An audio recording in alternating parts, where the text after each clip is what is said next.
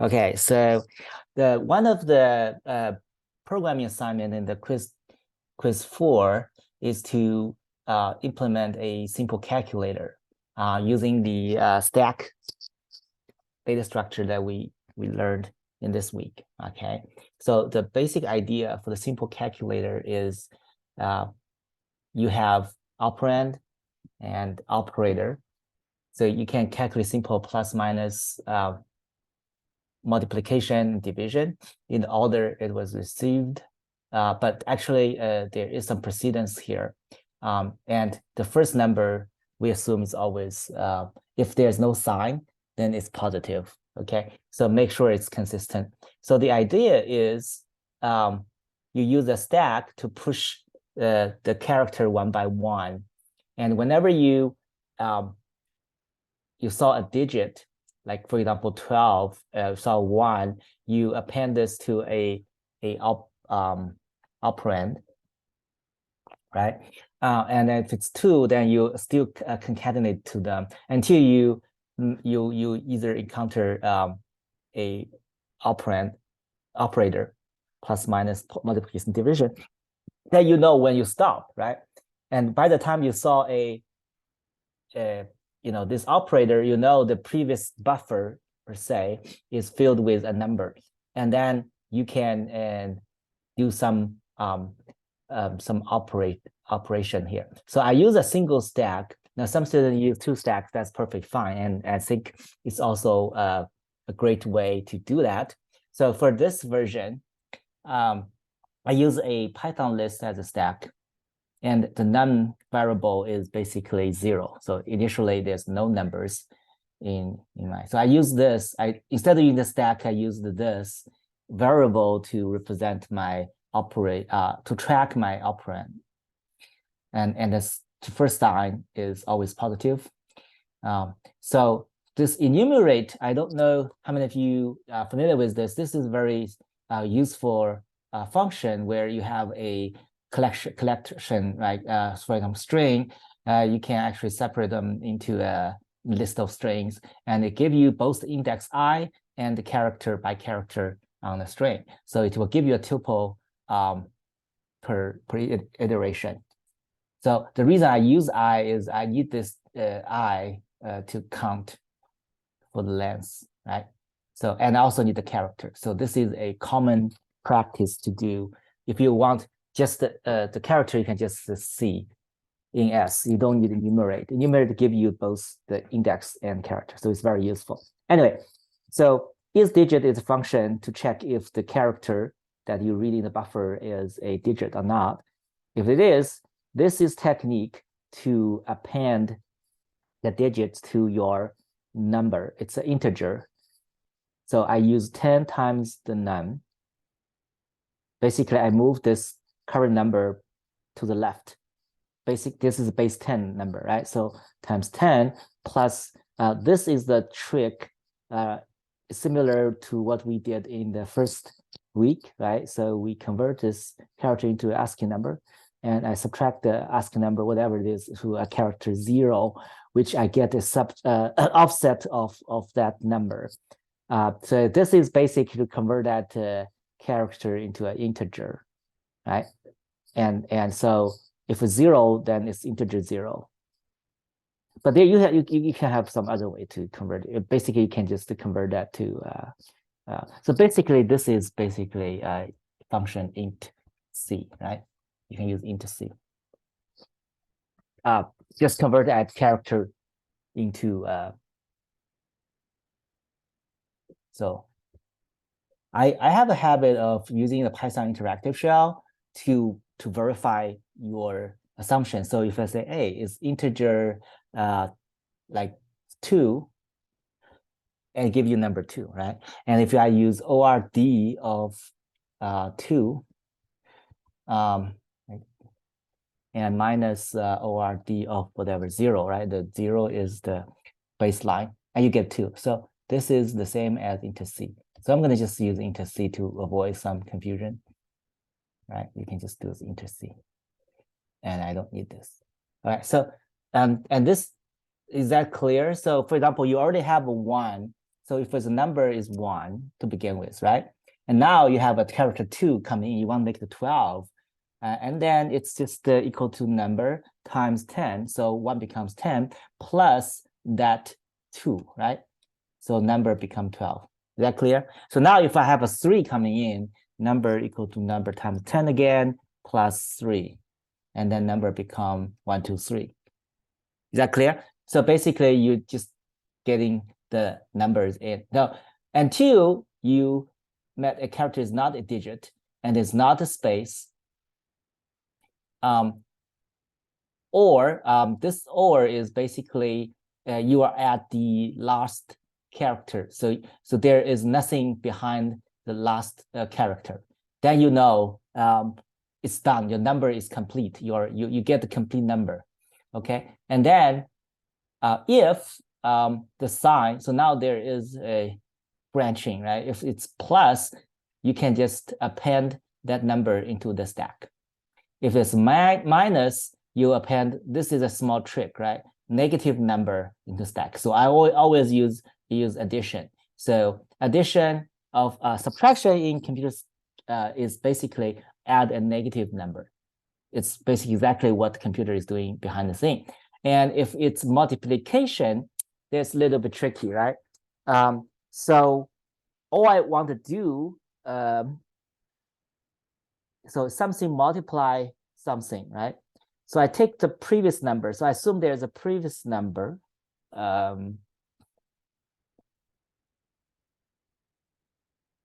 In the stack, right? So I pop it from the stack, and I append the previous number with the current number to the stack. So basically, what I did is I am dealing with this thing in the current memory, right? The stacks always have the previous calculation. So whatever the previous calculation is, okay? And I am, if I encounter, let's see,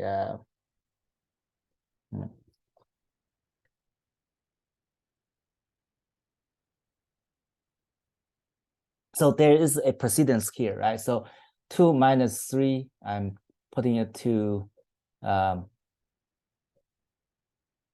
see, append minus. Yeah. So you append this number. So 2 plus 2 minus 3. And if it has a multiplication, then I know that the previous number minus 3, right, is going to be multiplied with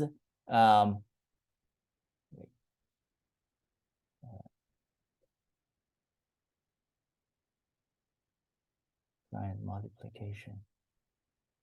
Yeah, multiply with the current number, because that take precedence. And when I multiply them, I append this back to the stack. So stack always have the current result, and same for the division, right? So I did that and append them. And I record the next sign. Next sign with the C. C is what? C is the character for the next expression. And then I reset number. This is important because once you're done with the current number, I will reset to 0. So I'm ready to, then you pass this sign, right? And I'm ready to say this is plus, and I'm ready to add another number. So that's the simple calculator for just that. So I'm using a stack. Okay. Now, of course, yeah. Any comments? You can also use the technique that we discovered in the chapter to use infix and prefix, right? So you can convert this infix to a prefix. You can use a routine, and then it will simplify your calculation. But this exercise is, suppose you haven't learned infix yet, then how do you do it in an intuitive way, right? Sorry, this is a infix, right? You come to prefix or postfix. That's easier for you. And you can use two stack. That's perfect fine if you want to go that route. But if you haven't learned infix or prefix conversion, how you deal with that. This is another way, right? So you can see it's a little bit complicated because we're dealing with precedence and infix.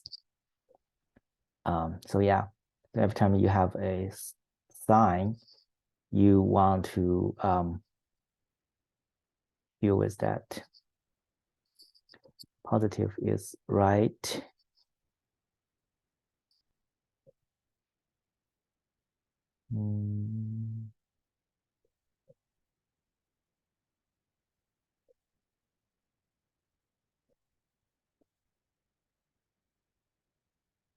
Yes.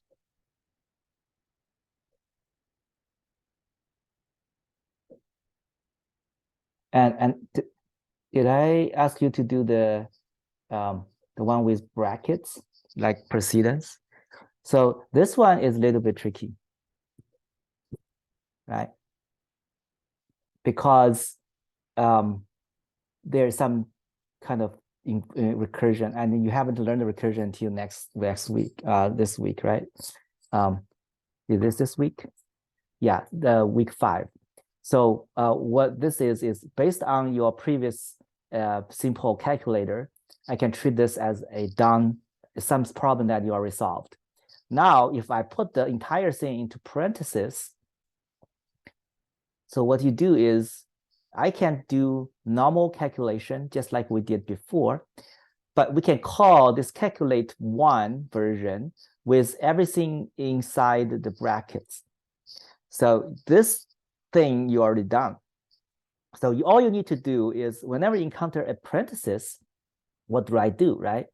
You basically stop whatever you have and call this function, get result, and get the right parenthesis and save that whatever the value of this expression into a number and just proceed with that. So that's one extra step. So what I did is, now of course you haven't deal with recursion. I have a helper function. A helper function takes a list of characters and return an integer, right? So the helper function will be, say it's very similar to what we did before, right? But except, so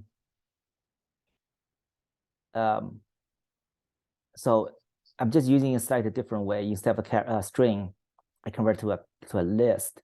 Every time I can do that, I can pop first character from the list. And again, this is the same trick I did before, right? This time using integer. So if it's number, just keep appending that to the number. And if the difference is if you encounter a left parenthesis, I'm gonna call this helper function again with the list as a parameter. Go back to this, right? So the rest of them are the same, right? So you're already done. This is inside the brackets. But if I saw a right bracket, I break out of this current function and continue with the outer loop. The outer function. So this helper function is like recursive function that you call them again, but every time you call, the list is different, right? Because every time you pop one out, the list is shorter. So so for example, I encounter 3, I do the normal operation, encounter multiplication. I just pop the previous one and multiply them. So the pre is what? Pre is the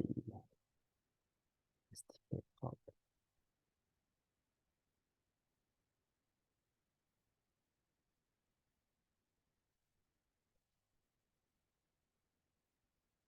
Otherwise, so the stack is pushed with a number at the beginning. So you always have a previous number.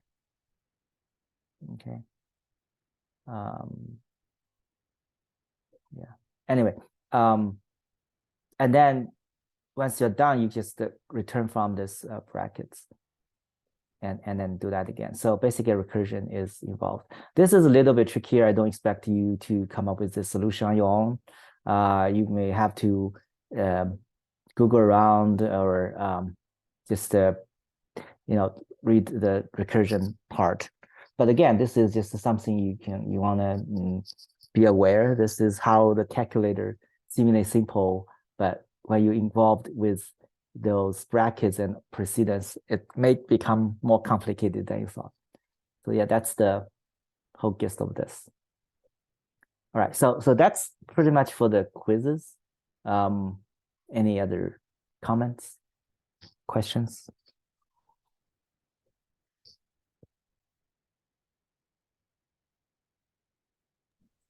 Actually, I have a question for the quizzes.